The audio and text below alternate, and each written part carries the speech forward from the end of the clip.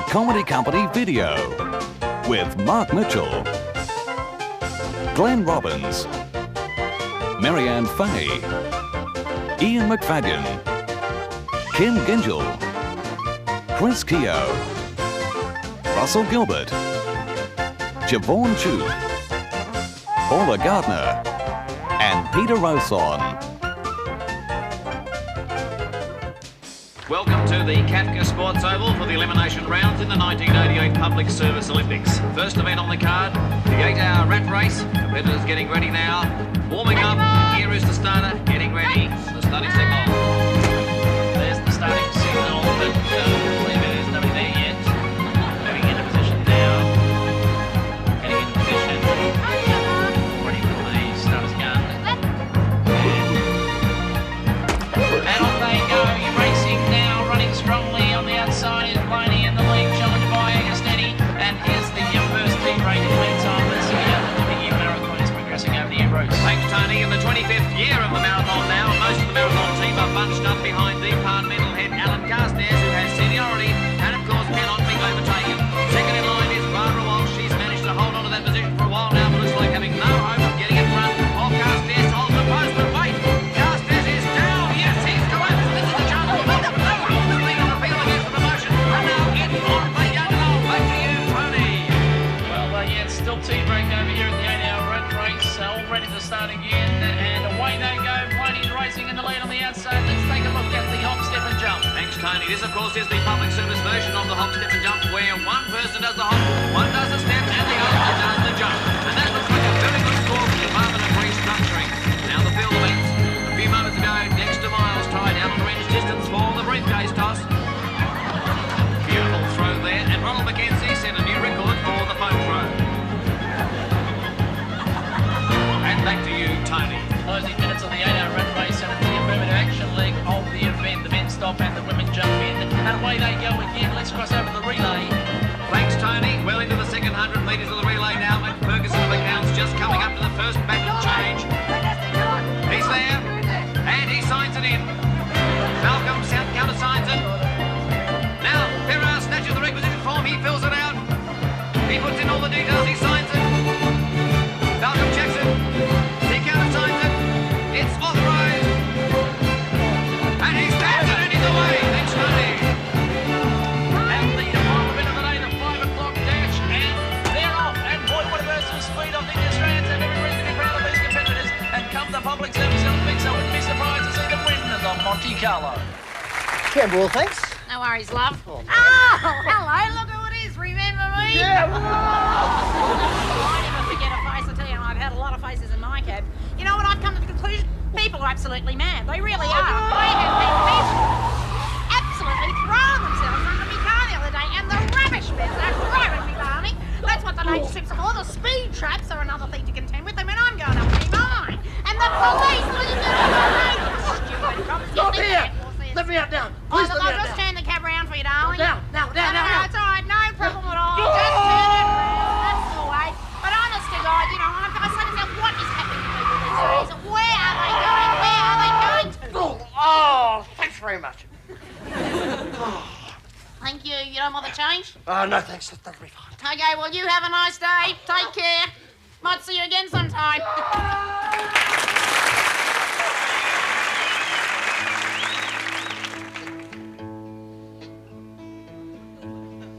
You just call out my name, and you know wherever I am, I'll come running to see you again. James! Not now. Winter, spring, summer, or fall, all you got to do is call. James! Will you shut up? And I'll be there, yeah. You got a friend, yeah. James! Will you shut up when I'm trying to write songs?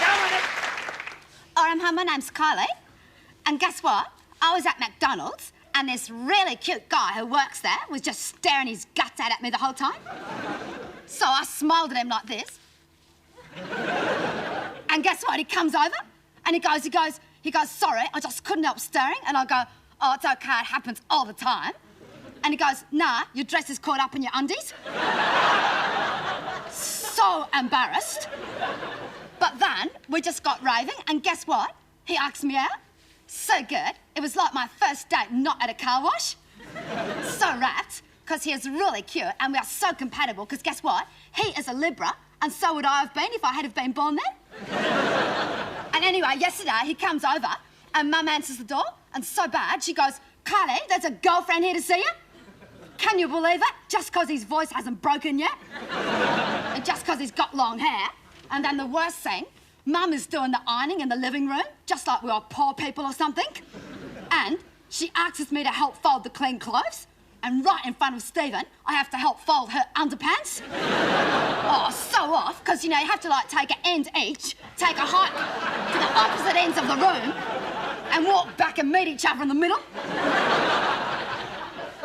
And I had to fold Dad's Y fronts in front of him. Oh, and they're all yellow. Oh, so bad. And guess what? He saw my bra, and it's padded. So embarrassed. And then, guess what? Gran comes in, and she can't hear anything.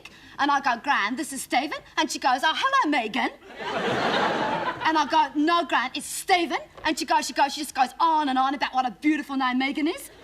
And then she goes to him, you look just like Princess Di. Fair income, I was just going to break her head. So to get out, we took a stupid dog for a walk, and fair income, it was the worst thing. The dog drags the whole way like this. You know, and it just does poo the whole way. And then the worst thing is, it tries to get with other dogs. I was so embarrassed. So we came home, and we go into the other room, just to be alone and everything. And we're just about to get with each other, we're going like this, and Adam comes in, and he goes, I've just come in to get a book, so we wait till he's gone.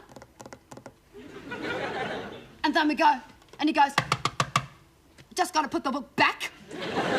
So we wait. And then we hear, so I go, I just grab the dictionary and I throw it at his head. But guess what? It wasn't Adam, it was Dad. And it wasn't his head.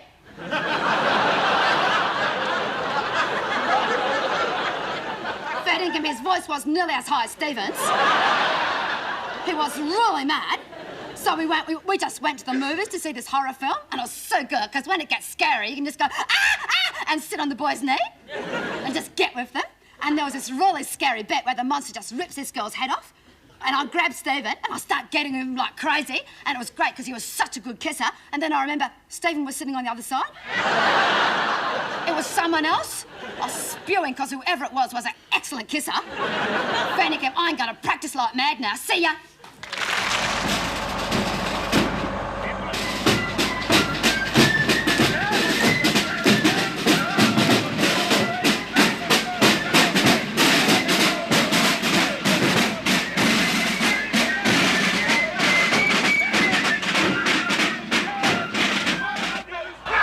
Okay, you blokes. Oh, for starters, I don't want a pack of girls. Point your pants down a bit like men. Get back your socks down. What are you planning? Hey, Kevin, what are you planning? Being a mason? Get them back down. Okay, right, let me see your guts. Come on, let it go. Let it go. That's the way. Where's your guts, son? Wife's got it, sir. Oh, fair enough then. Okay. Now, you blokes have been handpicked to continue the long fight by the council against the ratepayers. Now, it will be long and hard, but there are opportunities there for great rewards. You'll be able to wake up people at 4 a.m. in the morning, and you'll get the chance to dent their garbage cans. What do you say? Interested? Yes, sir! Come on, flatten the lids. Let me see you. Come on, flatten it. Come on, go for it. Come on, give it all you got. Don't be a girl, son. Go. Come on, flatten that lid. Oh, come on.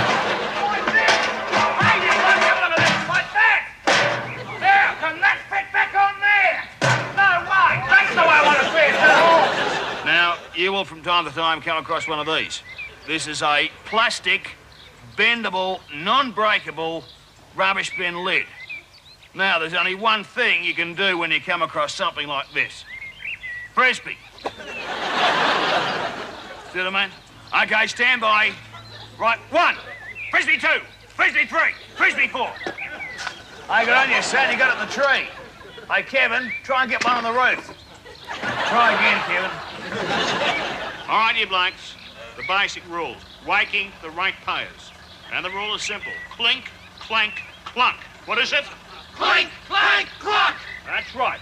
You clink the bottle in the bag. You clank the lid of the bin. And you clunk the bin on the truck. Okay. When you've done that, you finish up with this. Thump the truck. All right. And the red. Can he hear you? All right. I can't hear you. All right. All right, Mama. Take it away. Red.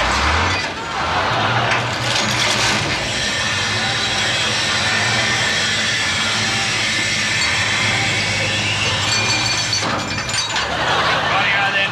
All right, here's blokes. Let's hear a bit of whistling. Come on, louder. Okay, come on. Let's go. A bit of a jog. Come on.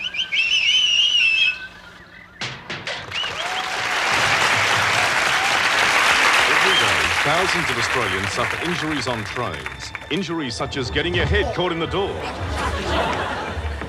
accidentally sitting on umbrellas, people reading newspapers, being spiked by knitting needles, being deafened by booms and radios, being crushed in the rush for a seat,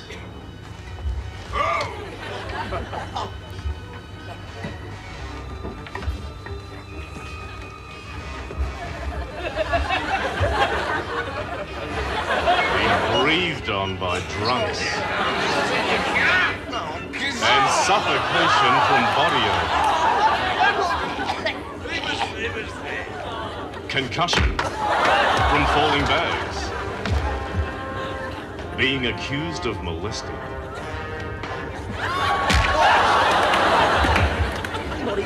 Being bored to death by another passenger. Councils are the problems of all the suburbs. People with unusual luggage.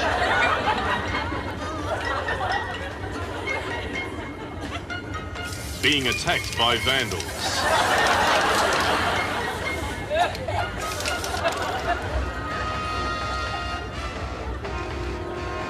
And forgetting the train is an express. So let's play it safe on trains. He was a man who was often seen as a pillar of strength to his friends and, of course, to his family. He worked tirelessly with junior cricket, bringing about the first premiership for the Glen Iris under-16 Paps. He was not only working in footwear, but he was keen in footwear. And it was this enthusiasm that brought him to the top of his career.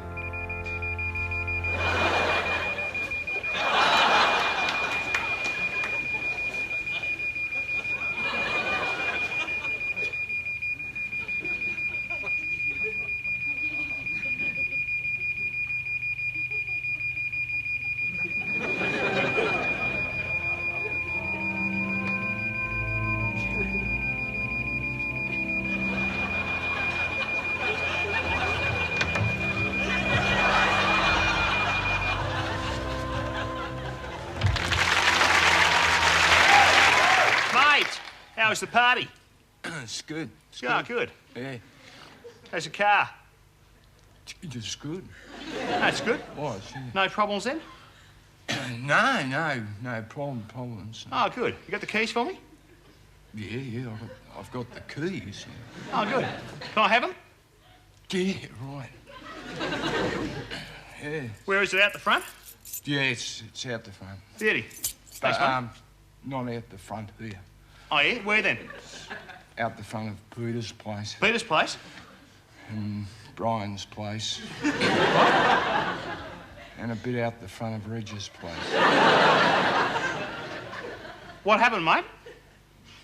Nothing happened, no. It's just that I had a bit of a problem with the brakes. With the brakes? Yeah. What was the problem with the brakes? Well, it's just that the pedal Yeah? wasn't exactly where I thought that the pedal was. Colin, what happened to me car? Nothing. I was like, I was Durban up Baker Parade, right? Yeah? Then I slammed it back in the third. Yeah? And down back in the second, doubling the clutch. Yeah, but really, really carefully. Oh, no. And then I come into Baker Parade and then into Spence Street, doing a whirling into it, but really carefully again. It's this real careful little whirly. In my car? Yeah, and that's when I saw this truck that come out of nowhere. Out of nowhere? Yeah, like it must have gone through a green light or something. Because that's when I went to hit the brakes and they didn't sort of... Your car didn't stop? No, it stopped. Sort of, eventually. What do you mean, eventually? Well, when I saw the truck on, I just sort of... You hit it? You hit the truck? Yeah, I hit the truck. But I think that me hitting the truck was what caused the effect. What effect? The bouncing off the parked car type effect. You mean to tell me that you collided with a truck and bounced off parked cars? Yeah, but... In my car? I was doing you a favour. What favour? Well, on account of me not having my licence, I was trying to get home real fast so that I wasn't driving for as long without me licence. You could have been killed. Yeah. Must have been my lucky day, huh? Remember when you were only little and you got your very first bank book to teach you how to save? Every week, you'd put a little bit of money in to build for your future. 30 years on, you're a grown-up, but you're still putting in that little bit every week because the bank you helped build is charging you 17% on your own. Which bank? Because now, if that guy, is he or is he not the brother of the murderer, or what? No, he's an insurance... He's pretending to be the insurance salesman, remember? Right? That's why he's disguised, because he's in love with her, so he's trying to kill him, the guy there in the hat. Remember? I thought the other guy was the insurance. He's a painter, isn't he? He's not a painter. That was the flashback. It never happened. It was a dream sequence, remember? No, the guy that came in with the big nose and the hat, right? Yeah. Wasn't he the one that was trying to kill her? No, he's got nothing... It's his sister. He can't love his... You want to make love to his sister. That's a man. If you just listen for 5 minutes, you would understand the movie. It's always the same. It's the same. You just don't listen. God. Are you sick of this happening to you every time you sit down to watch a good movie? You can't keep up. The storyline is just too confusing. Well, now, relief is just a phone call away. Call the Explanation Company, and one of our trained staff will come to your home and bring you right up to date with the movie you're watching. The insurance salesman.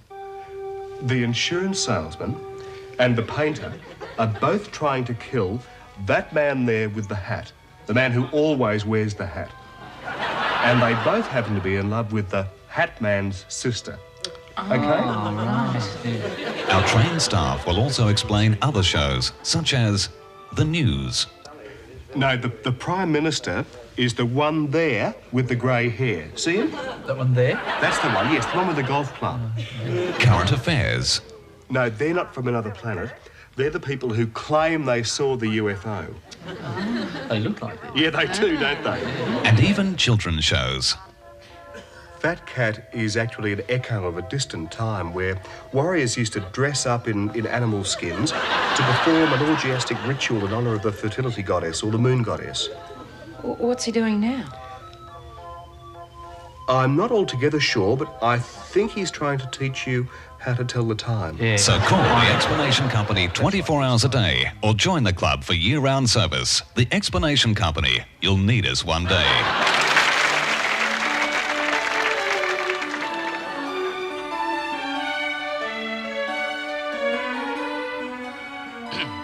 Hello, and welcome. I have great pleasure tonight in presenting a tribute to an Australian artist who has not only been forgotten, but who has also, even in his own lifetime, been absolutely unknown. Archibald Reynolds made a contribution to Australian ballet which simply cannot be underestimated. His work is only now beginning to receive the attention it deserves. Tonight, we present this documentary on his life, produced in collaboration with the BBC.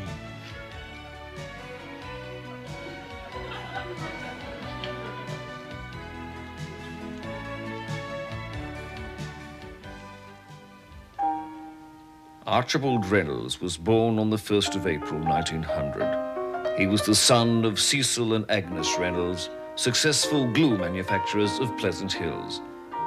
The young Archibald was a beautiful child with a mass of fair, curly hair. Even as a boy, he loved to dance and would invent ballets of his own on the lawn.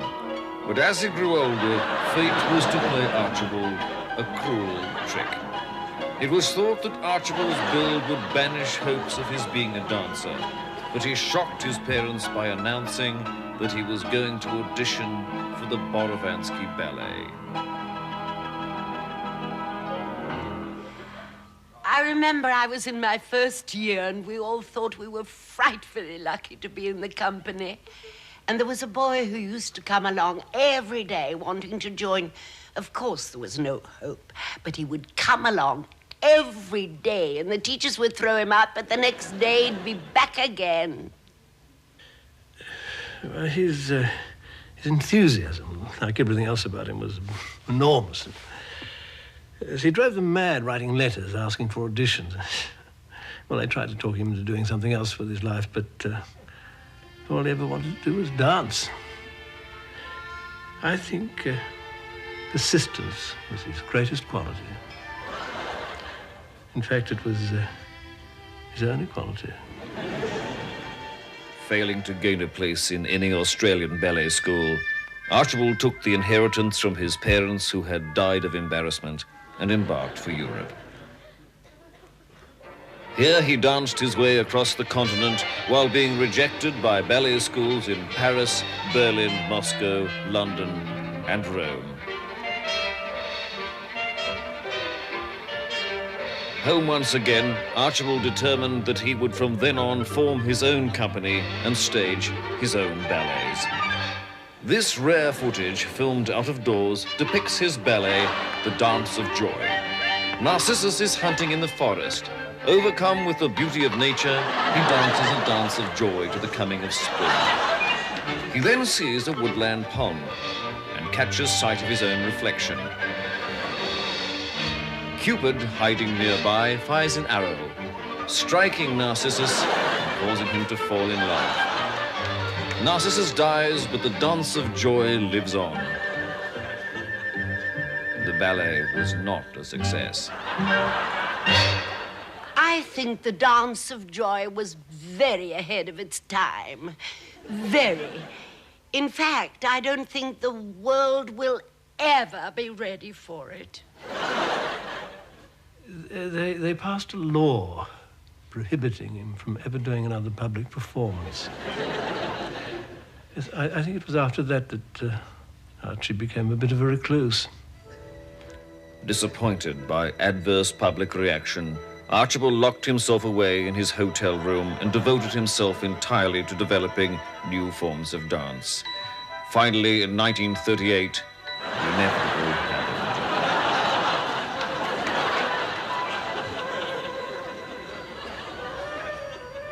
Today, the only monument to Archibald James Reynolds is this tiny, almost insignificant grave tucked away in a corner of the Pleasant Hills Cemetery.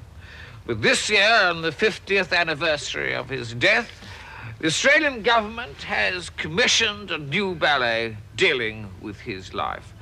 The lead role is to be danced by Australian shot put champion Rodney Pock. The title of the work, that phrase which so aptly and so completely sums up the life of Archibald James Reynolds.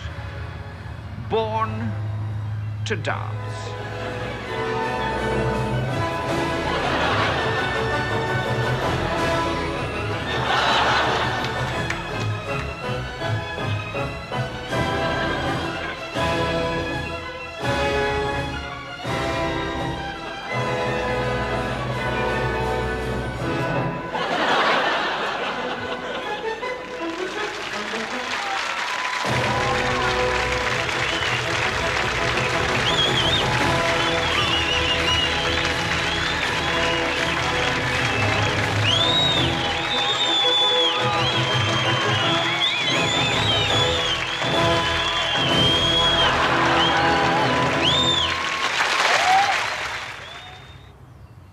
Okay, we'll just bring you down over here. Peter, is it? Yeah, that's right. Right. I'm Greg.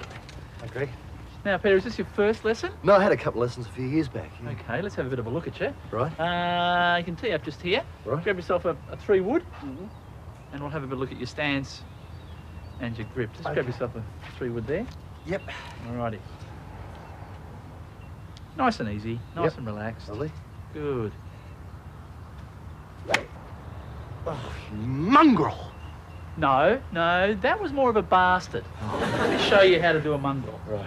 Very important when you do a mongrel Yep. that you aim correctly. Now, you see how I've come off that and it's nearly hit that lady there and it's gone right into the creek. Yeah. That is a mongrel. Make sure you follow through Yep. and throw your club down like that. Throw it hard. Good. Now, grab your bag very quickly and throw the bag down hard. Okay, nice with the clubs coming out. Now, how does that feel? Feels great. Yeah, Okay. feels really good. Now, that's enough for today, I think. Yeah. So that'll be $100. $100? Yeah. You bastard! Good. See you next week.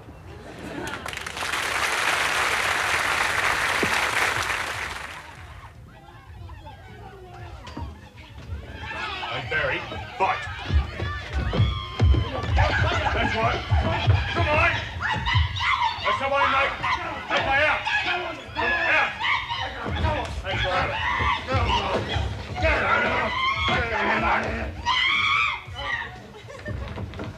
And you can take your bloody roses with you. Can I help you, mate? Yeah, mate. How much are these? Well, they're the Reebok Pro, mate. They're $250. Oh.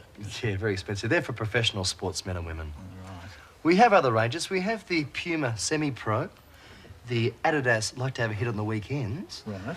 the Nike Absolutely Hopeless, and the Slazenger Spectator for the person who just likes to watch sport, not actually play. Oh, well, they all look pretty good. Well, which one takes your fancy? To be quite honest, I just want to wear them around the office. Well, I think you know which ones you need. Reebok Pro. This is why I hate staying at your parents' place. They want to have grandchildren. This is no way to go about it. Why do I always have to have single beds? Ian, it's just for one night, and they don't have another double bed. They don't have any double bed at all. That's the problem. Well, they like it that way. Oh, it's weird. It's weird married couples sleeping in separate beds. They have single beds for a reason, Ian, because Mum likes a soft bed and Dad likes it hard, right? Mum likes to sleep under a window, Dad can't stand fresh air. Mum likes eating in bed, Dad can't stand crumbs. You mean it's genetic crumbs in bed? Ian, I don't drop crumbs in bed. Well, somebody does, Mary Ann. Well, it's not me. Oh, I see. There's some secret visitor who breaks into our house every day and puts crumbs in the bed, blunts my razor, squeezes the toothpaste in the middle, takes all the toilet paper, and then shoots through. Is that right? Maybe. Oh. I'm going to sleep. Good night. Good luck to you if you can go to sleep. Look at this. Look at this. Look at this. Look at this bed. Shh. Don't move around so much. What's wrong? Makes a bed squeak. What's wrong with a squeaky bed? Well, I just don't like her. I just don't move. What are you talking about, Mary Ann? Why can't I move in the bed? It's a squeaky bed. Don't make so much noise. It'll make my parents think things. What things? You know. Mary Ann, we're married. I know, but I don't want them thinking we're doing stuff, all right? Mary Ann, we're married. We're supposed to do stuff, in case your parents haven't imagined that yet.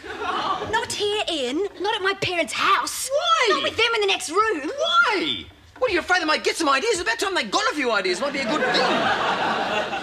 It might remind them what marriage is all about. Ian, shh! They're my parents, and I don't want them thinking stuff, okay? Well, I think it's time they did think some stuff. I think it's time they did think some stuff. Stop it, Ian! What? Stop it! All right. Admit that you put crumbs in the bed. No! Ian, shush! Stop it! Ian!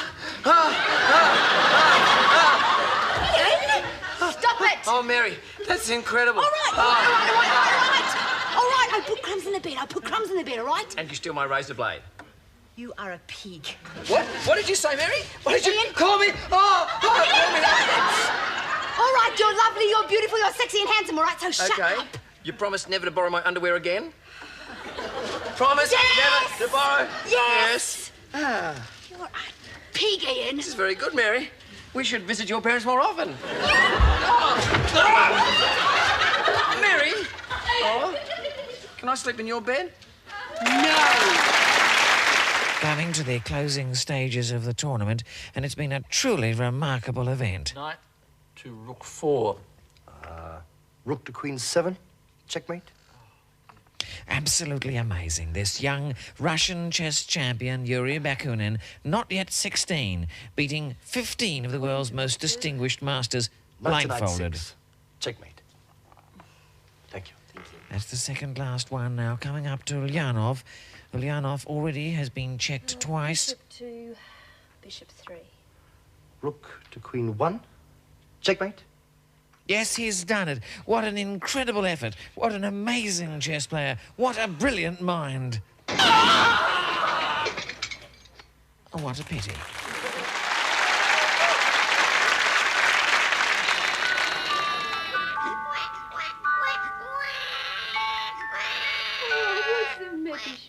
Buggle, are you all wakey? Wakey. I've been screaming my head off for half an hour. You've got some visitors, yes you have. What? These are your relatives. What? Oh, no. Goody. Oh, my God. Wah! Help!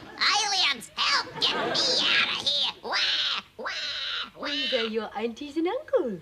Oh, you mean I'm related to this freak show? This is a horror movie. Wah! He's very clever. Look at his tummy tum-tum. It's called a stomach, moron. Chubby little thing. What? You should talk, fatso. This little piggy went to market. Ouch. This little piggy stayed at home.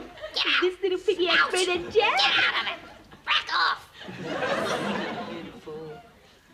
Come off it. I'm bald and red, and all I do is eat and excrete. Just like his father. Yeah, like I said. Look at his tiny little feet and his tiny little hands. He's just like a miniature person. Well, what did you expect, a potato? Think I'd better change you. Yeah, so could you all please leave? Oh, come on. This is private. Do you mind I don't stare at you when you're on the toilet? Oh, this is embarrassing. Everybody got a good posse. I wouldn't want you to miss anything. This is worse than the grand final. I should sell tickets. Are you going to have him done? Done? Done? What done? What are you talking about? Oh, there we go. Oh, nice and dry. How about a kiss for Auntie? Oh, no. Help.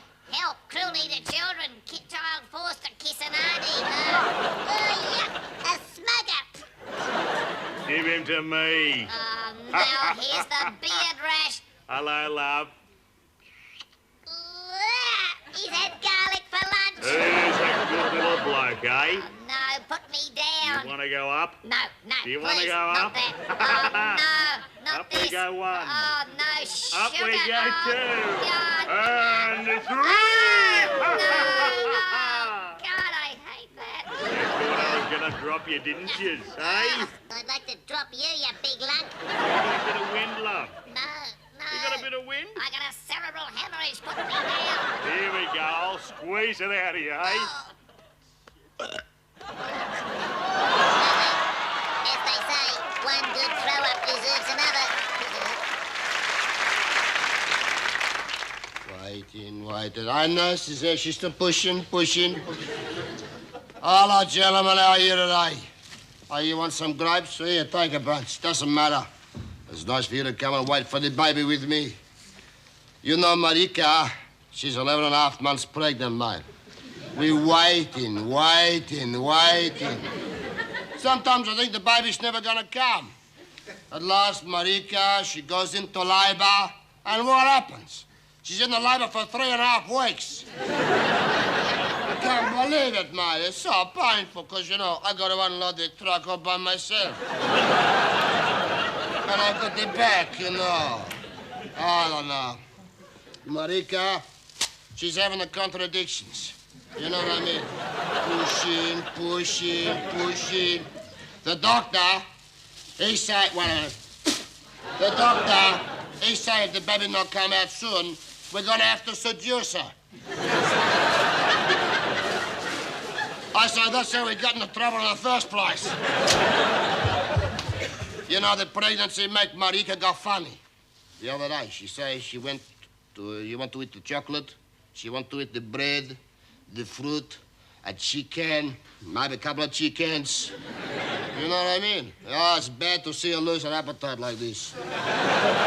That's why I bring this shop in here, so I can all be with her all the time. And, you know, make a bit of money. It's coming here.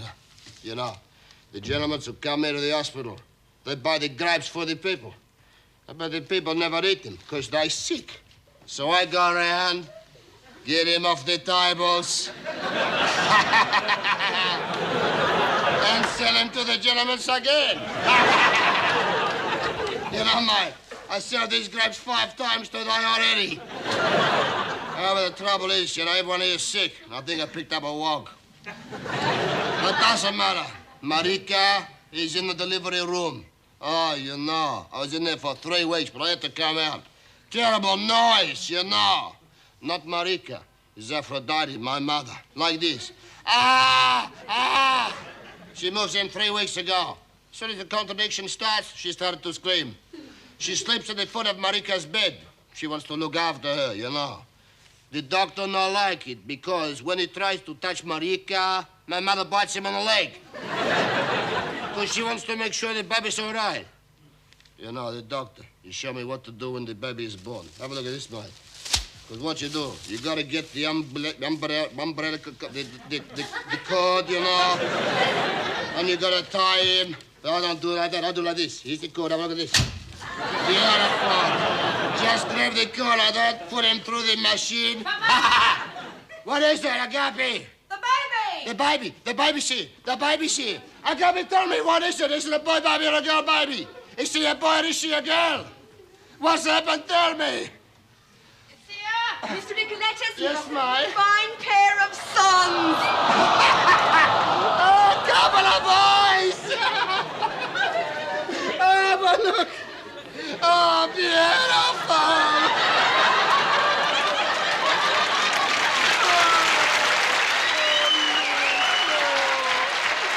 Happy birthday, gentlemen. Good luck to your family. Oh, la, la, la.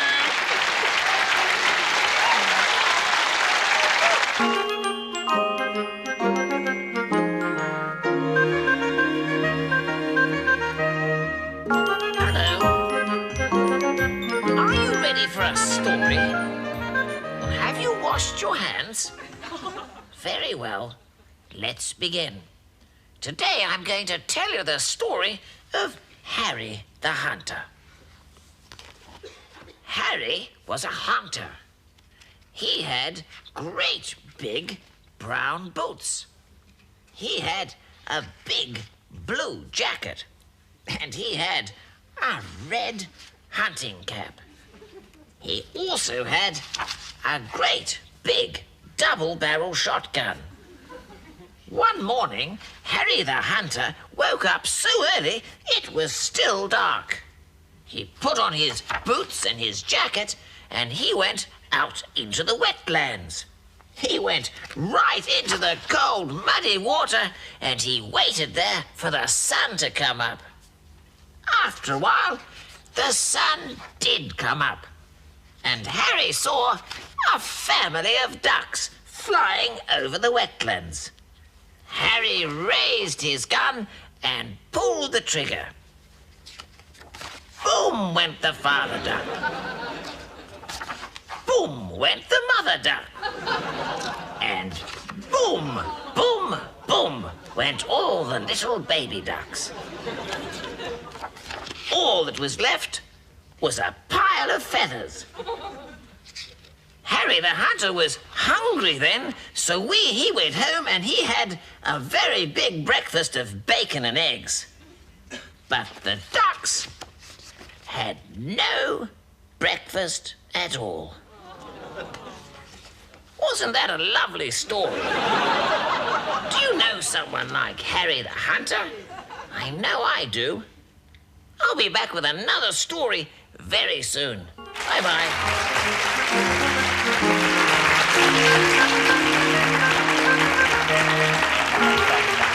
Remember years ago when things went wrong, you used to run to Mum.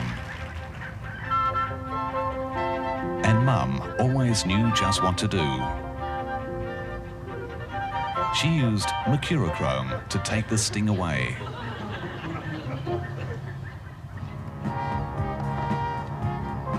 Today, times have changed, but one thing still remains. Mercurochrome is still there to remind us of those years gone by. Mercurochrome, the stain that lasts as long as a mother's love.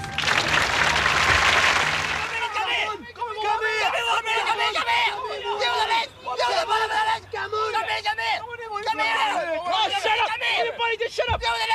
Just shut up! Everybody just shut up! Just shut up for 1 minute! Just shut up for 1 minute, okay? What's the matter?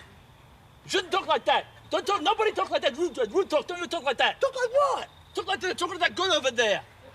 The girl! What girl? The girl there with the thing in the hair and the face and the legs and the thing. Don't you talk like that. God! Why not? Because that is my sister.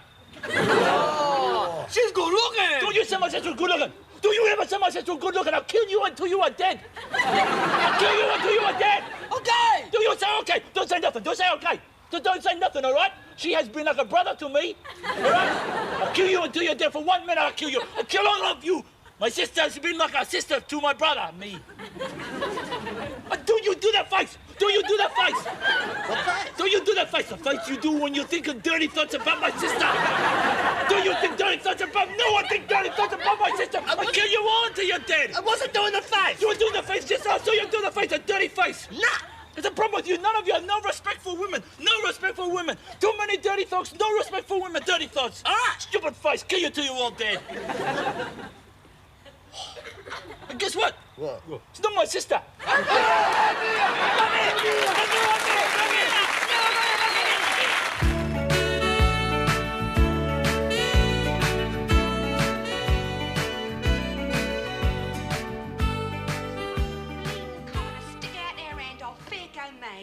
Charlie, where are you? Hey, what's up with you then?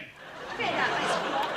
I've been shaking hands since 9 o'clock this morning. Fair got RSI. What's that then? Raw shaking injury. Where you been anyway? Well, down the Labour Exchange, ain't I? And?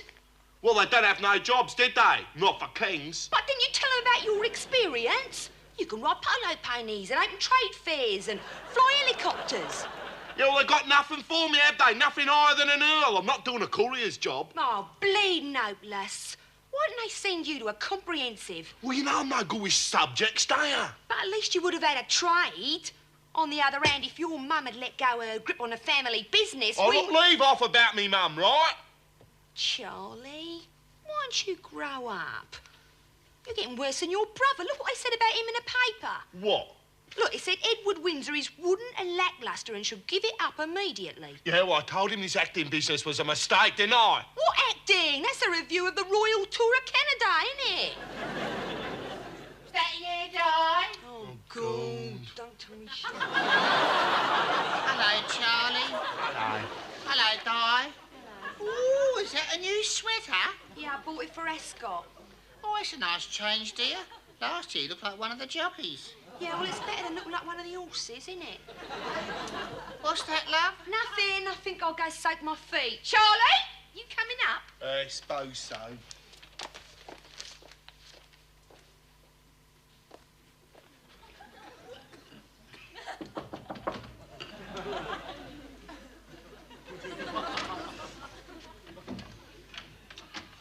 idea. Dad, what are you doing here? You know you're not supposed to come here no more. I had to, lass. I'm in a spot of bother. How dare you get me in a trouble? Sarah, I just want you to have a bit of a word with her indoors on my behalf, like. Just try and smooth things over. Dad, it'll do no good. We'll have a word in Philip's ear, then. It's big enough. He'll understand. All he understands is that you managed to get your face plastered all over Fleet Street Press. Now, look, Dad, I'm on a good wicket here. I don't want you going ruining it for me. Now, don't you take that attitude with me, my girl. These Windsors ain't so posh. I'll leave it out. Cool, blimey, there's someone coming. Typical bleeding pipes are frozen again. Well, wasn't you a plumber? What's he doing here? You must be balmy bringing him in. Mum will crown you if she finds out. Well, she won't find out, will she, unless you tell her? Just get him out. Oh, no. Hello, Hello, Gran. Hello, loves. Has the mail come then? No, Gran. I'll bring it up when it does. Oh, who's this nice young man? He's a plumber come to fix the pipes. Oh, they asked him to stay for tea. Will you stay for tea? Oh, sorry, I must be going. Oh, please, I'd like it if you stay for tea. Gran, not now. Gran. Hello. What's all this then? Hello, Mum. Have a nice day. Don't you worry about me day. Who's this? It's a plumber. What, the plumber? Oh, you bring a few of your little helpers, did you? Well, Mum, actually, it's not the, I know who it is. Didn't I say you were to come here? I was hoping, Mum, like you might have me back. What, have you back after all your shenanigans? Oh, go on, Mum, he didn't mean it. Well, I suppose I could have you back on one condition. What's that, Mum? Well, you were a pipe major in the army, weren't you? Oi, Mum! Why don't you hop on up the stairs and fix the pipes like a good little boy? Oh, thank you, Mum. Much appreciated. That was grand, Mum. Thank you, Mum. Well, we have to look after our family and our race. Well, what race is that, Mum? Well, the 2:30 at Ascot, Con. Let's all go down the booze and have a bit of fun.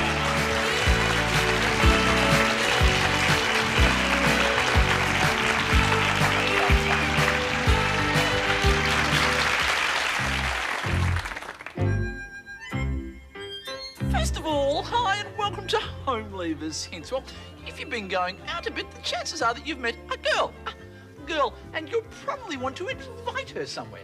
No, Craig, you don't invite her back to your place because it's a pigsty. A pigsty. You take her to a restaurant. A restaurant. Well, this is nice, isn't it? Okay, Craig, let's see you enter the restaurant. No, Craig, we wait for the waiter to seat you. And always remember, it's ladies first, Craig. Ladies first. Good. Good. And Craig, you can sit over there. And don't forget to bend the knees. Bend the knees. Good. Good. No, Craig, don't fight with the waiter. He's not stealing your wine. He's only going to open it for you. To open it for you. Good. And here are the menus. And what do we do when we read the prices on the menus, Craig? No, we remain calm and pretend we have lots of money. Good, good. Now, you've ordered your meal, and here it comes. Okay, Craig, let's see you eat your food. No, Craig, we don't use our fingers like a pizza. We use our knife and our fork. Our fork. Now, which one's the knife? The knife is the flat one. The flat one. And the fork is the... No, Craig, that's the spoon. The fork is the one with the pointy bits on the end. Good, good. Okay, Craig, let's see you chop up your food. No, Craig, use the sharp end of the knife. The sharp end of the knife. Good, good. Okay, into the mouth it goes. And don't forget to chew each piece 15 times. 15 times. No, Craig, we don't count on our fingers. We do it in our head. Good, good. Now it's time to make some conversation. Always remember to have no food in your mouth at the time. Good, good. Now, what do we do if we don't like something on our plate? We just simply leave it on the side of our plate. The side of our plate. Good, good. Now, what do we do after we've finished eating? Craig, we use our napkin. Our napkin. No, we don't use it as a hanky. We simply wipe our mouth with it. Good. Okay, after that, you pay the bill and leave the restaurant. But don't forget to tip the waiter. To Craig, tip the waiter. Good, good. That's visiting a restaurant. So see you next time on Home Leavers Hints.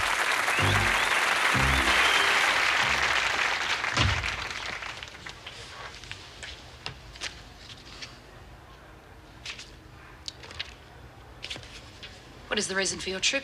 Oh, just having a bit of a holiday. Have you anything to declare? No.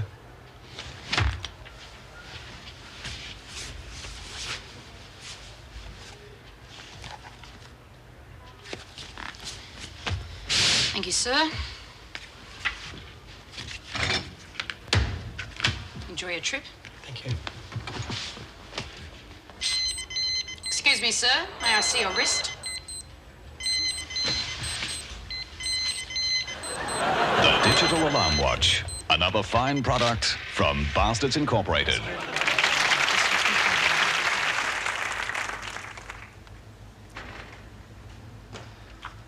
Carol could be your next-door neighbour. In fact, she probably is. Unbeknownst to her friends, Carol has a problem that she's never been able to talk about until now. For in this house behind me, the first ever self-help group has been set up to help Carol and others like her. Hello, everybody. My name's Carol, and I'm a compulsive renovator. 3 years ago, I moved into a house. I thought it was just an ordinary house, and like most of you will probably understand, I thought I'd just do a little bit of renovating. I never thought it would happen to me. It's just started with a bit of painting, plastering, even a bit of tiling. Then I started knocking out walls, re-stumping. Next thing I knew, I'd put in a mezzanine. How did this affect your domestic situation? Well, badly. I was renting. Carol's story is typical of many of those who've come here seeking help. Michael was a chronic sandblaster, renovating up to 3 houses at once before being institutionalised. I guess I was out of control. I really didn't know what I was doing. So they hospitalised me. And I wallpapered 3 wards. I painted another 6. And finally, I put a jacuzzi in the delivery ward. That's when they sent me here. Can we finish it now? Can we turn that off? Please. Today, Michael helps other renovators come to terms with their condition. What's that in your pocket? Nothing. Oh, just a packet of cigarettes. Come on, mate, hand it over. Come on. What's that in your arm, mate? Oh, just a bit of a skin rash I've been getting. That's paint, isn't it? You've been painting, haven't you? Yes. We never talk about this. It's okay. Come on. I don't really need help, mate. I know. Come on, we'll talk about it. Most people in our society do a bit of renovating from time to time. The problem is that a few become addicted. How do you know when you're addicted? Well, I knew when I looked out my kitchen window and there were 7 hot tubs. Unfortunately, although only a small number of people become hooked on renovation, the number is on the increase. And we may soon need a lot more centres just like this one. Tim, I want you to tell yourself, this room doesn't need painting.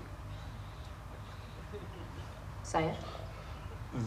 This room doesn't need painting. No. Mean it. Really mean it.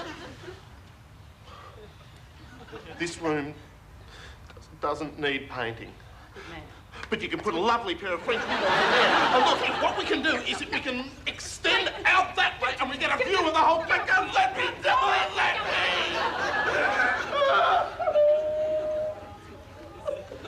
Malcolm Willison,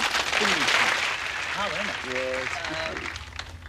Ambulance. Yes. Oh, yes. beauty. All right, your shot. Okay. I've got one. Oh, give us a hint. What is it? Okay. Roger, over, Shirl. Oh, Paul Cronin, Matlock Police, motorcycle police. Yes. Okay, my shot. Okay. Fire engine. No. Military police. No. Half time at the footy. No. Give you a hint. Okay. Dog squad. No. Naval police. Right, I get another shot. Okay, hard one. Mm-hmm. Ling, ling, ling, ling, ling, ling, ling, ling, ling, ling, ling, ling, ling. Oh, no. Mr. Whippy Van. That's not an emergency vehicle. Isn't it? No. You knew that guy was lying. Whoa, he must be doing 200 clicks, mate. At least quick the siren. Yeah, all right. Our siren. Yeah, that is our siren. No, that's just... No. I always do the siren. It goes... like the start of Star Trek, right? Right, and then you don't do that. No, you drop the octave down. It's a G bass, up a fifth, throughout the middle. No, you're thinking of Summer Holiday with Cliff Richard. Oh. You know.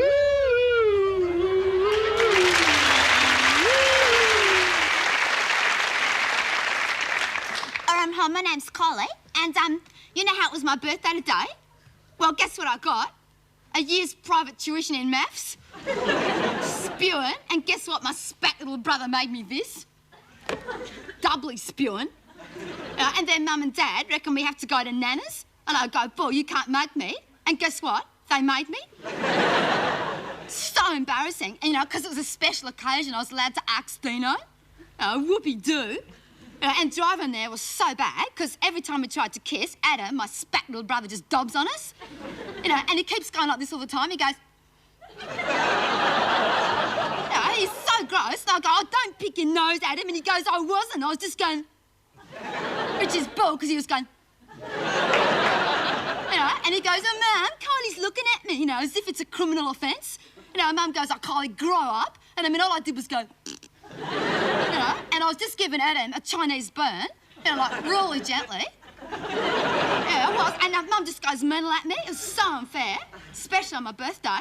And then the worst thing, Dad starts cracking jokes. And my dad, he cracks the worst jokes. Like when we go past the cemetery, he goes, oh, the dead centre of town. People are dying to get in there. And we go... And he goes, why can't people living in Pleasant Hills be buried in the Greenvale Cemetery? Because they're still alive. And everyone goes, no one laughs at all. And so Mum goes, let's play I Spy. Spack, And she starts and she goes, I spy with my little eye something beginning with G. And I go, I know, goldfish. And Mum goes, no, Kylie, you have to be able to see it. And I go, I can. And she goes, where? And I go, it's in Adam's pocket. And Dad, he just goes back and hits the brakes. And Mum goes, I never said you could bring a goldfish, Adam. Adam goes, duh. You never said I couldn't. So we have to stop and bury it. And then we get to Nana's and I have to kiss her. And feeding she's so prickly, it really hurts. And she goes, oh, aren't you a big girl? Fair income, I was going to punch her. And she goes, you're going to look just like your mother? And I go, yeah, if I stick my head in a microwave. And then she gives me this card with $2 and goes, don't spend it all at once. Like, she hasn't even heard of inflation. And then we had to stay for tea, and it was so bad. Like, she gives us this soup, and I go, what's this? And she goes, it's bean soup. And I go, I don't care what it's been, what is it? And Dino just bursts out laughing, and he goes, and it just all goes all over the table. So funny, we just couldn't stop laughing. And then Nana starts going on about the wogs next door. And she reckons they keep throwing rubbish over the fence. And Dino goes, why don't you try eating it? It'll taste better than this. And Dad just goes, He goes, oh, he's so angry, he can't think of anything to go. And then Nana, she just goes white and falls off her chair. And we had to take her to hospital. And fair dinkum, if it hadn't been for that, it would have been the spackest birthday ever. See yas.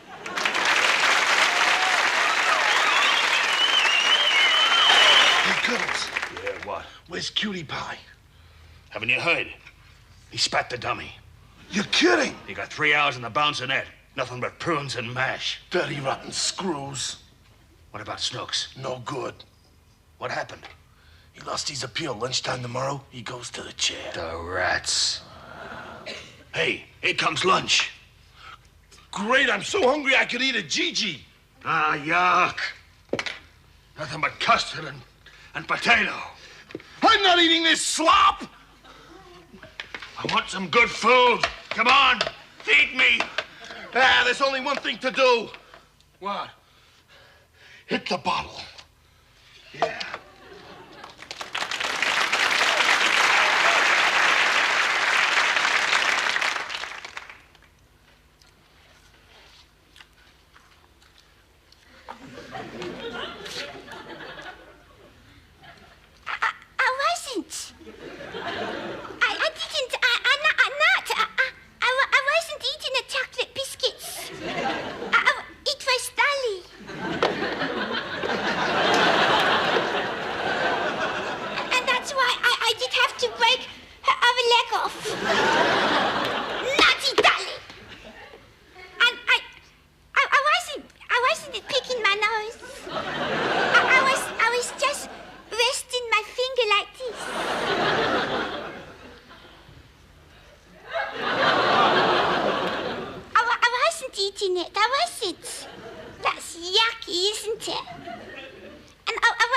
kitchen dolly swimming in a toilet.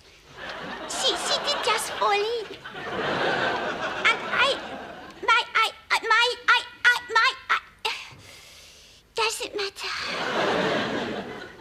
I can count to 1,000, I can. 1, 2, 3, 59, 64, 125,000. And I've got very long hair if I go like this. Want to see my dolly's bosoms?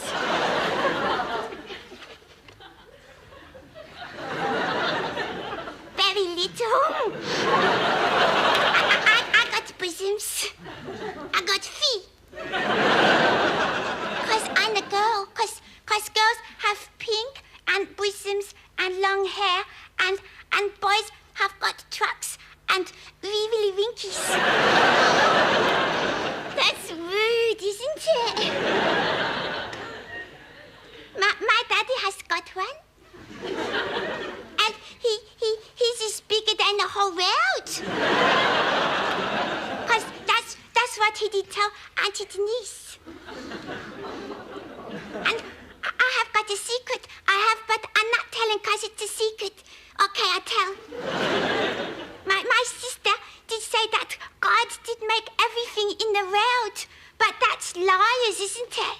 Because he didn't make these. Because that's rude, isn't it? She does tell fibs, and she has got very bad manners because she does eat like this. And that's not manners, is it? I eat like this.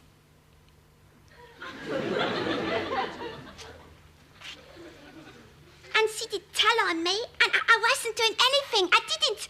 She started it because she did look at me.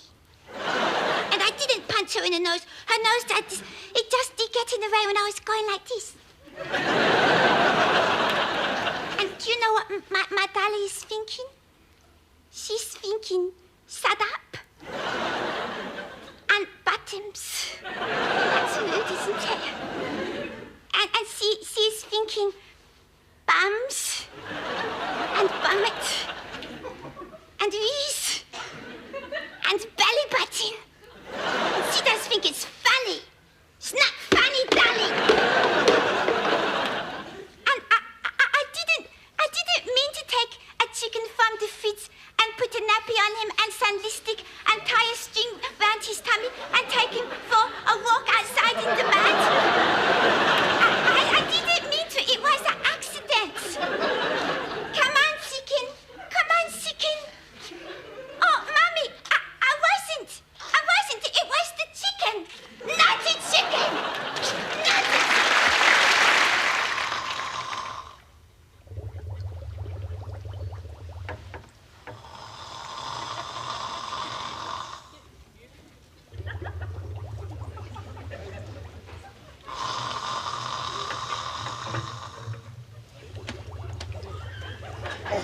Smell it?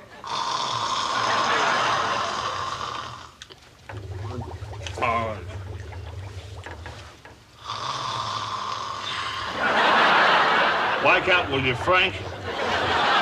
Bloody nuisance.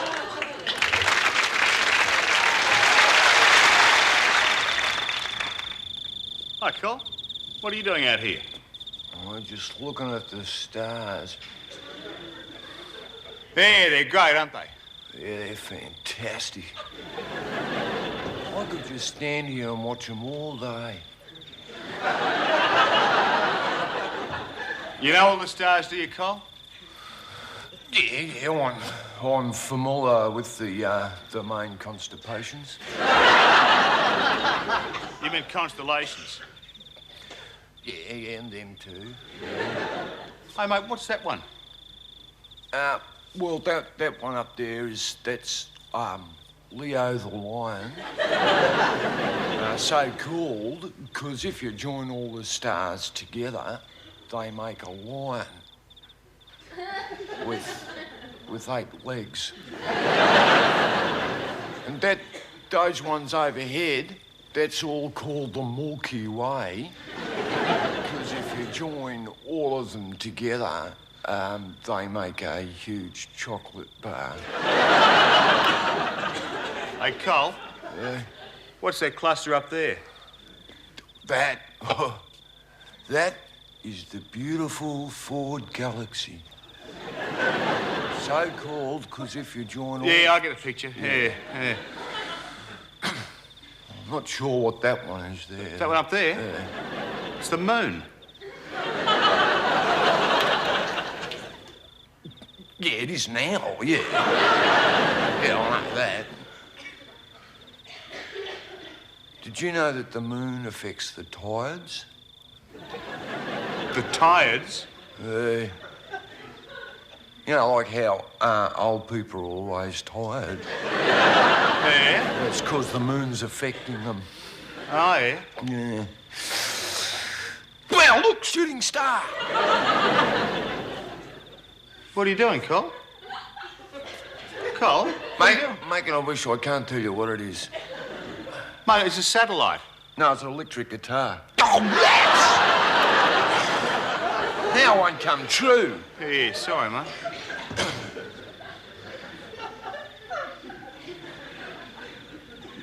Do you want to realise something? What? Well, the light from some of them stars out there takes millions of years to arrive on the Earth. And that's them travelling at the speed of light. How fast is that, Cole?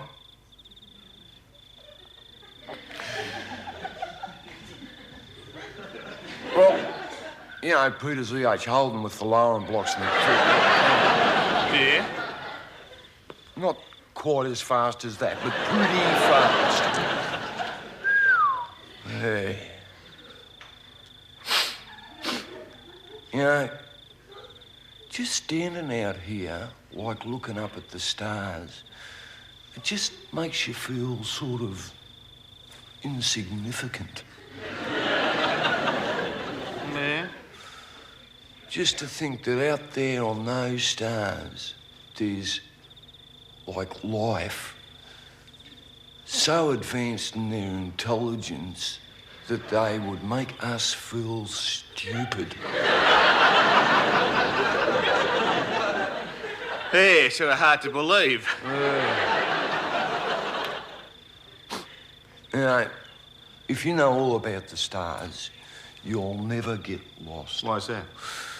'Cause, like, the stars are like this big compass. So you'll always know, like, which direction you are facing in. Really? Which direction were you facing? That way. Darryl Wilkins is 33 and married with 2 children. Darryl leads a perfectly normal life, except that Darryl suffers from a tragic affliction. Darling, I can't find the can opener. I can't see the can opener anywhere. Oh, it's right in front of your eyes. Sorry. Darryl suffers from domestic blindness, a condition where he cannot see ordinary objects that are right in front of him. Darling, where are my tennis socks? In the sock drawer. I've looked, they're not here. Honestly, they were there a minute ago. They were right there in front of you, in your sock drawer. Domestic blindness can strike anyone. It particularly strikes husbands, making them incapable of seeing kitchen utensils, items of clothing, and the remote control for the video recorder. Darryl was sensible. He sought help before it was too late. Darryl, find the can opener. Just take your time. Domestic blindness can be cured, but only with your help. When our door knockers call on you this weekend, ask your wife where your wallet is and give generously. This has been a community service announcement. You did it, Darryl. It's right there. You did it. Of course, not all comedy company sketches made it into the show. Here's a couple from the cutting room floor. Oh, you just got back from the chemist's? Yes, I decided it was time to take some action. I was sick and tired of hearing people making rude comments about me weight. I want to buy some diet pills. No, of course not, silly. I bought some earplugs.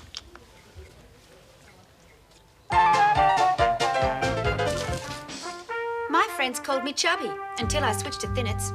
All of a sudden, I started showing off at sport, singing in public, and trying to act younger than I really am. I became really irritating, thanks to the Thinnets diet. In the first week, I lost 7 friends. Then I lost 2 friends each week after that. Thinnets can work for you. It did for me. My friends don't call me chubby anymore. In fact, they don't call me at all.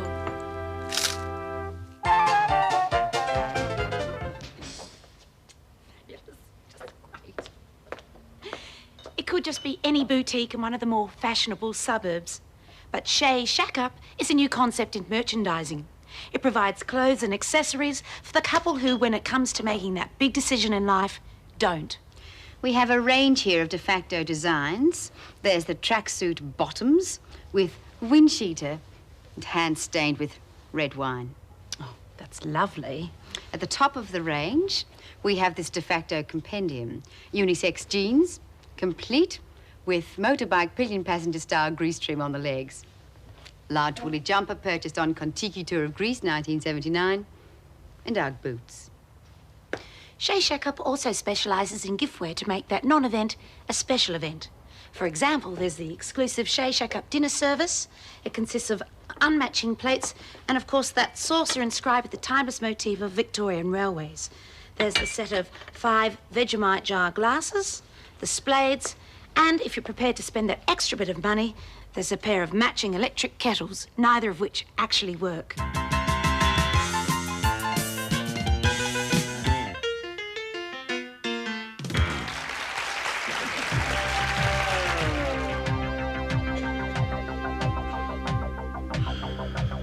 Yeah, I used to do odd jobs for her all the time, you know.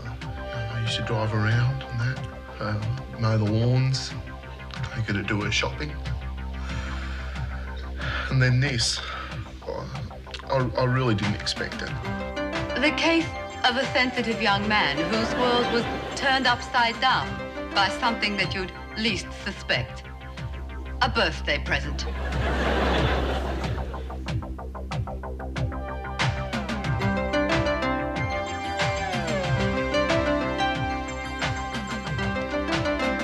Hello, and welcome to this week's edition of The Interferers. Tonight, the case of Tim Smith, who recently turned 20. It was something Tim was looking forward to, particularly the gift he would receive from his grandmother. You know, I got a video from me mum and dad, and a cardie from me girlfriend, and then there was Gran's present, you know, and I was really looking forward to it. And when I opened it, yeah, there it was. And what was it that Tim received? This. A bottle of fig jam. I was so humiliated in front of my family and friends, my girlfriend, you know. I haven't been able to sleep, and I've left my job, and I might even have to sell my car. Well, we tried to ring Gran, only to find that, as is common with these sorts of operators, she had no phone. This is what happened when we called on her. Mrs. Smith, Sonia Hughes here from The Interferers. We have a few questions we'd like to ask you. Would you let us in, please? Go away. There are just a few questions we would like to ask. Go away. Mrs. Smith, in the name of the media, let us in. Well, it looks like Mrs. Smith doesn't want to talk. So we've decided we'll have to force our way in. Brutus. Yes, Sonia.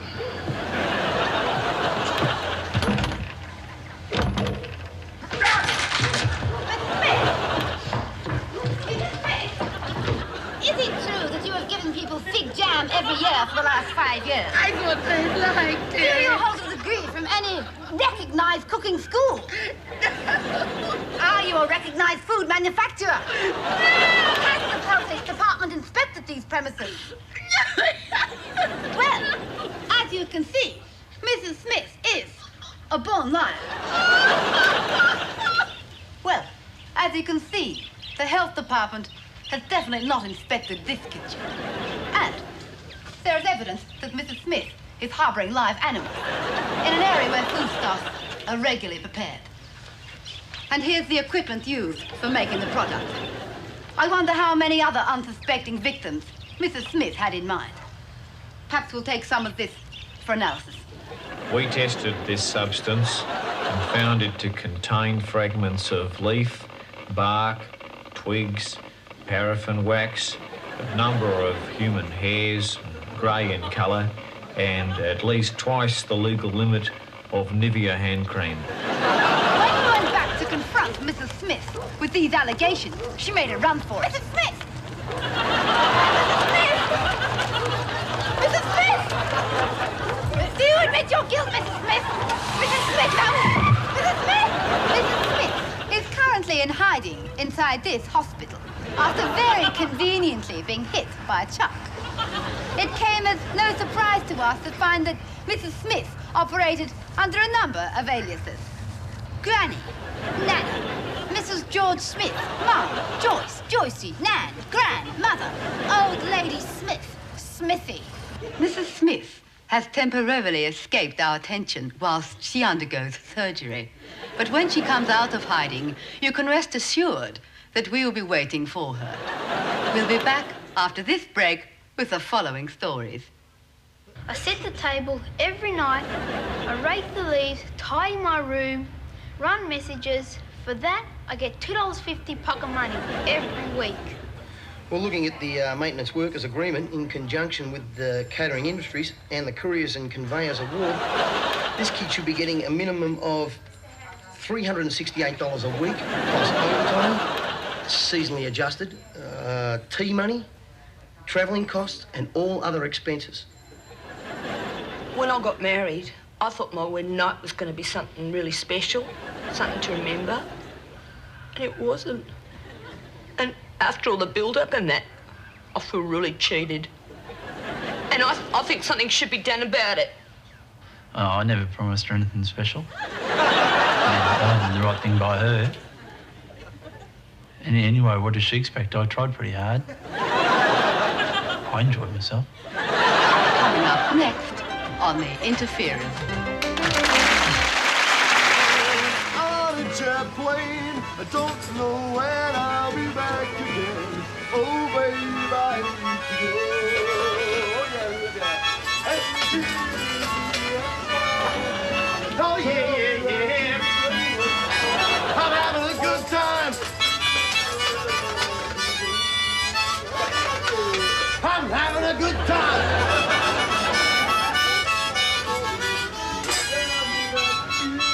The minute you walked in the joint, I could see you were a man of distinction, real bad splendor, good looking, so refined. Who be dogs? Big dogs! Who be dogs? We might! Who be dogs? We might! Come here, we do big dogs and we bite! We bite! Big dogs! We... What, we're not too feeling too well, are you, mate, there? Had a bit of a late night. Went out on a date. Really? Anyone I know? Yeah, Bridget. Whoa! The poodle. I heard she was a bit stuck up, actually, mate. Oh, you're not wrong. She's got a pedigree that goes back 25 generations. Only chases Volvos. She looked down her nose at me when I took her to the dump master behind McDonald's, I can tell you that much. You don't want to mess around with her, mate. You know what she's got. What? The big F. Eh? Please. Oh, no. Did you, you know, did you have a flea collar on? No, I didn't think I'd need one.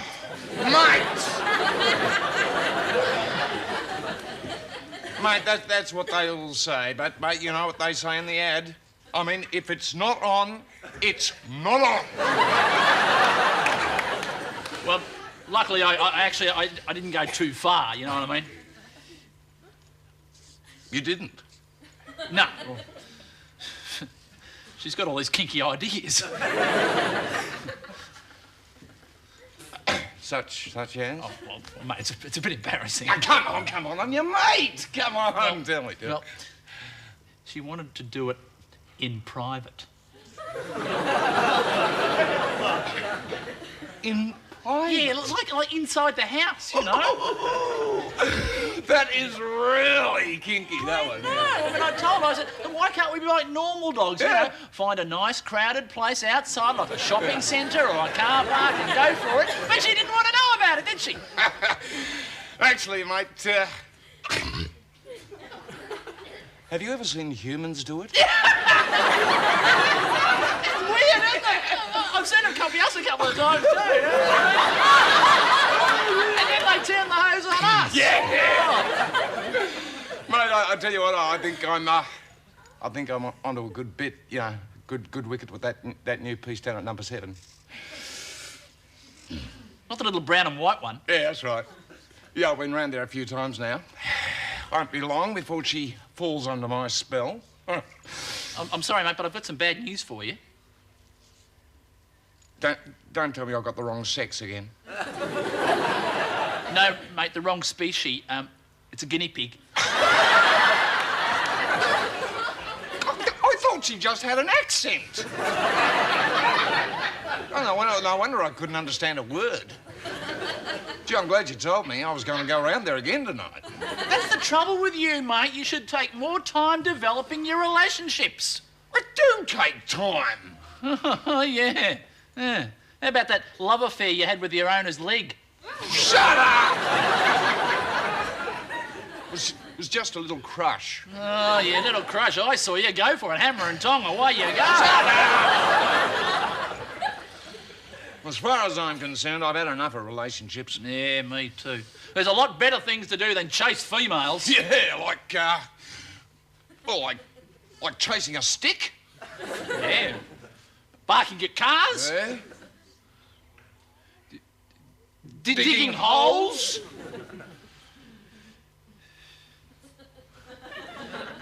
Can I borrow your flea collar? Yeah, tonight, mate?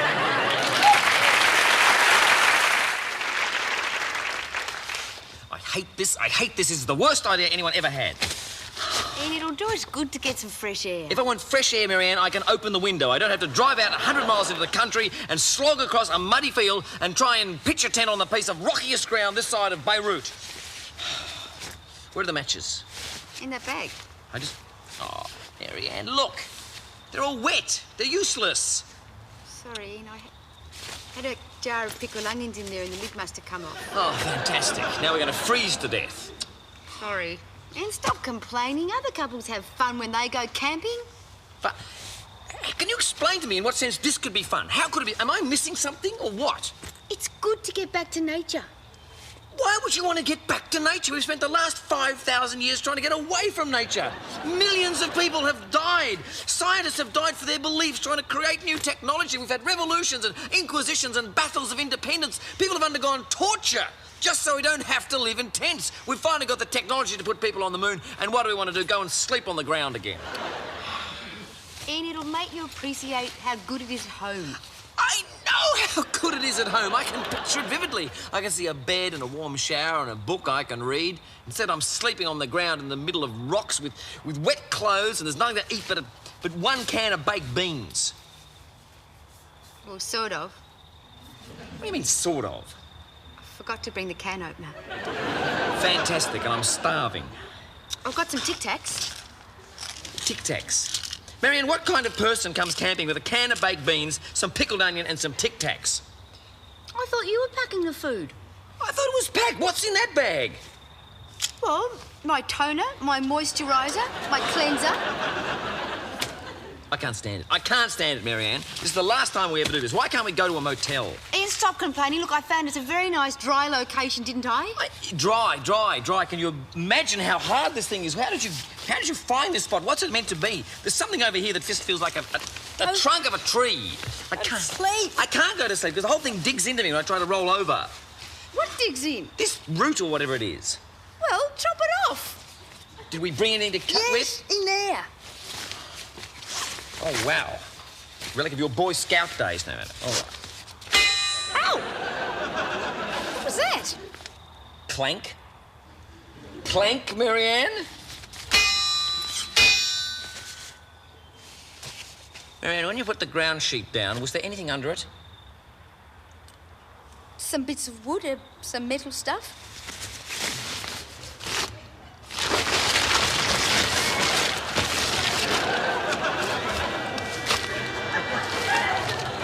Marianne, get out of the tent. Get out of the tent, Marianne. Why? Just get out of the tent. Why? Get out of the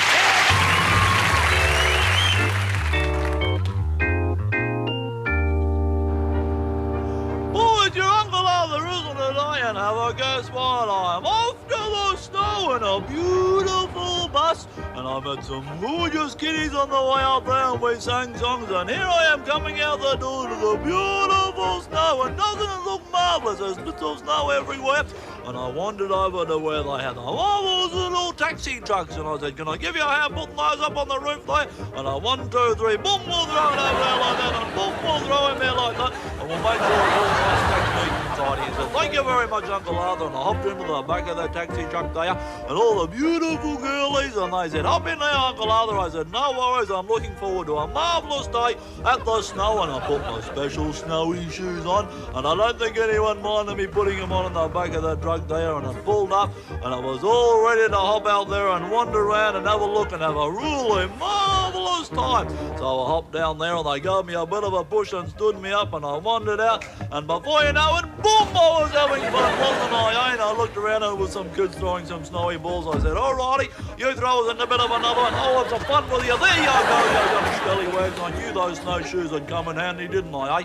And I wandered off, no worries at all, over to the ski scale, and I'm doing a lefties and a righties and whistling up the knees, and we're all having a bit of fun, aren't we, eh? And I said, thank you very much, Uncle Arthur. If you'd like to do your very special dance over there, we would appreciate that, no worries at all.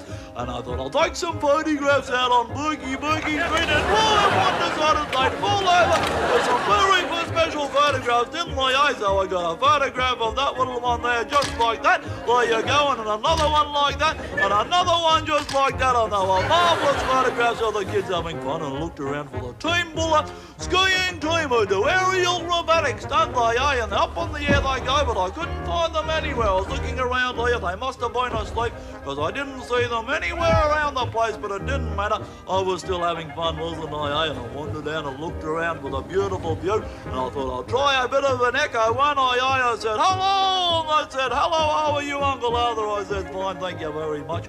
And I decided I'd do a little snowy bally down the little hill and see if it gets as big as they say. And there he goes. Look at me little ball go down the hill there. I was having fun. And I got a little bit worried because it was a little bit big, didn't I? And it was rolling all the way down towards the kids of what caught the bus up with. And they said, well, there's a bit of a snowball coming towards us. And I said, look, there goes my snowball. Are you having fun? And boom, there you go. And I said, it was the biggest snowball they'd ever seen in their life. And I wandered off. I won't be making another one of those. In for my lunch, I thought, in for the beautiful fire. And I warmed my little handies there. And I was looking forward to drying myself out because I'd be got a little bit icy, hadn't I, eh? And that felt marvellous. It really did warm me up. As warm as toast, and all the girlies were saying, yes, it does feel better, doesn't Uncle Arthur? And I pulled my sockies off, all 8 pairs, and hung them out in front of the fire, didn't I, eh? So they'd be all nice and warm when I went out back into the snow. And I hopped this into some very special tea in a glass, and I had about 8 glasses of it, and it was beautiful. It warmed you up inside and made you feel a little bit funny as well. And there's one thing that you like to do when you've been having a drink of special drinks is to wander outside and go around a very special private place and have yourself a beautiful cup of tea, can't you, eh? Yum, yum, yum, yum. Nothing like a thermos. And I looked around, and some of the kids were making a bit of a snowman that looked like yours truly. So I said, skedaddle, you little scallywags, I said. How do you? And I thought, oh dear, I know it doesn't look like me, does it? Or perhaps it does, and it doesn't look too bad. So I stood up nice and neat and tidy and thought it wasn't a bad job after all, didn't I, eh? And then I decided to go on the wonderful cherry lift. I said, how do you do there, young matey? And I said, I'll give you some money and you can give me a ticket. And he said, how much is it here? $48. And I said, no worries. And there you go there. And there's 20 cents. And about half an hour later, I found enough money to get a special ticket on the chairlift. And you just put yourself on there. I'm fairly experienced to this sort of thing. And I wandered out there. I didn't want that one. And I didn't want that one either. I was looking around. Where's the chair? I like, on to this one. Well, I ain't no worries at all. And up the hill we went on the chairlift. And I thought, I'll pull out my lunch that Auntie Dawn gave me. And I opened up the packet.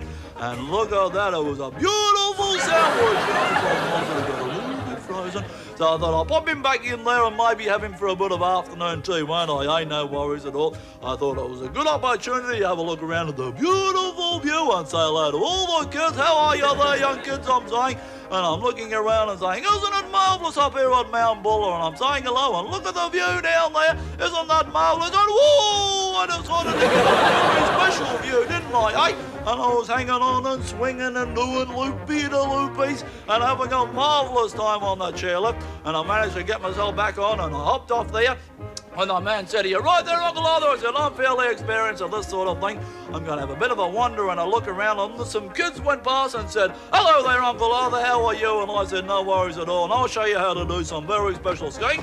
And I hopped on there and away I went. And I'm skiing down there and I'm doing some loop-de-doos and some parallelies and a little bit of snowplow. And I didn't realise that I was actually a marvellous skier. I really was. All the way down the hill I went. And wasn't I having fun? And look at that, I really was a beautiful skier as I went down the team. There's the team, they must have woken up. And then I went 1, 2, 3, there you go. Loop I did. And then they said, you can be a member of our team. Anyway, that was my trip to the snow. Good on you, young kids, and see you next time.